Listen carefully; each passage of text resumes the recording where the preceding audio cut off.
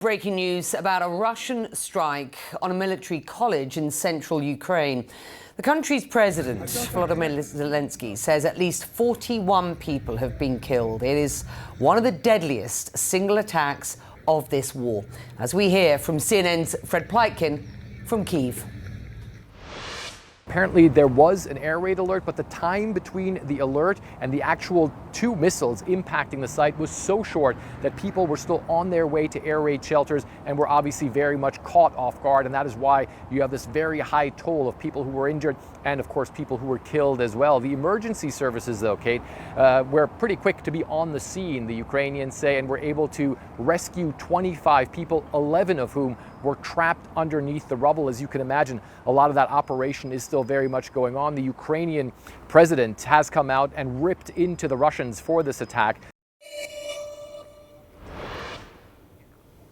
Well, let's bring in Salma Abdelaziz, who is following things from London. We got some detail there from Fred in the wake of the news. What more do we know at this point about what is this massive Russian strike?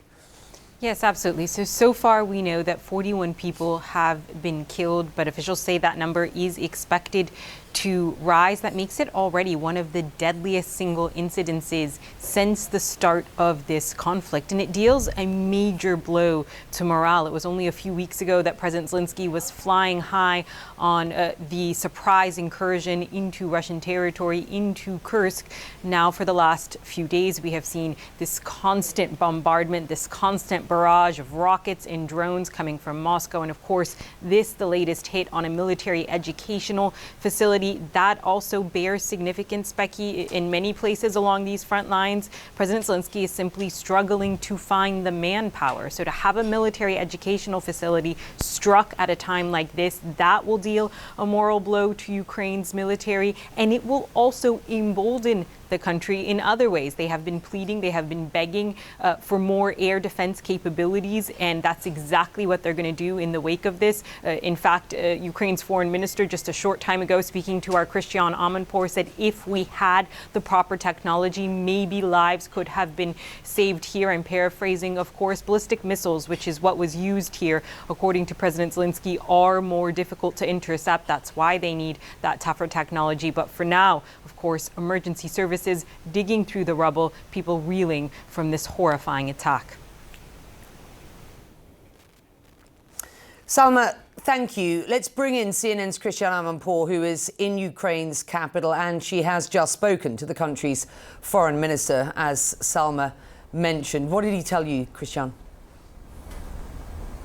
Well, first of all, this is the third in just a long list of attacks. It's really been very, very difficult over this past week, but it is one of the most deadly attacks that Russia has done on Ukrainian territory, outside the front lines.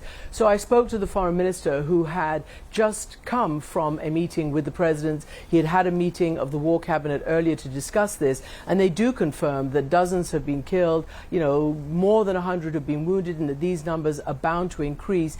And this is a little bit of what he talked to me about. Ballistic missiles, educational facility, the city of Poltava, a large city in Ukraine. I actually come myself from Poltava region. My father is from there. So this geography is very familiar to me. And we had a very detailed briefing. And the main takeaway, the main lesson that I want everyone again to hear about, and we will not get tired of reminding of it, this is just another reason why delivery of air defense systems to Ukraine must be expedited. Do you think if you had had them there, this would have been intercepted? Well, ballistic missiles are very difficult to intercept, and Poltava is in the east of Ukraine, so much closer to the Russian territory. According to what I know, the time range for the ballistic missiles to reach the target was very short, and the only way to intercept them was to have a Patriot system or SEMP-T air defense system, because they're the only one capable of intercepting ballistic missiles. So I don't know how many more tragedies like this have to occur for all promises to be fulfilled. and for all new commitments to be made. From what we understand, and I'd like you to confirm, the education facility was targeted, as was a hospital. This is a defense education, a military education center. Can you tell us what are the number of casualties? Well, the most recent number that I heard was like 40 dead, and more than 100 wounded. But these numbers, unfortunately, are growing. We started the meeting in the morning with one number, and the meeting lasted for an hour and a half, and by the end of it, the numbers increased.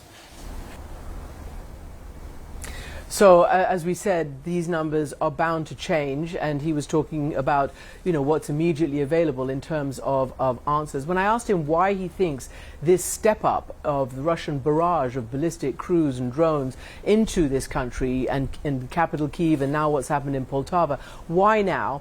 He said, well, the Russians know that winter is coming and they want to cripple our civilian infrastructure, before the winter and create another really, really, really hard winter. So he associated with that rather than their incursion into Kursk, and I did actually ask him about that as well, Becky. And what did he tell you about that incursion, out of interest? Well, it was interesting because, as you know, there is quite a debate inside Ukraine and, frankly, amongst allies and analysts as well. Was it worth it, is basically the bottom line. And, they're really quite suffering on the front line as well. There's some very important logistical hubs like Pokrovsk, which is very much in danger of falling. And he said, look, we had to do that because we needed to put an end to this waffling around, as he sort of said, in foreign capitals who were believing this notion that there was a stalemate and that actually Ukraine could not punch through. So he said we had to do something to show that not only can we break a stalemate, but we are capable, when we do have the weapons, of taking the fight to the enemy.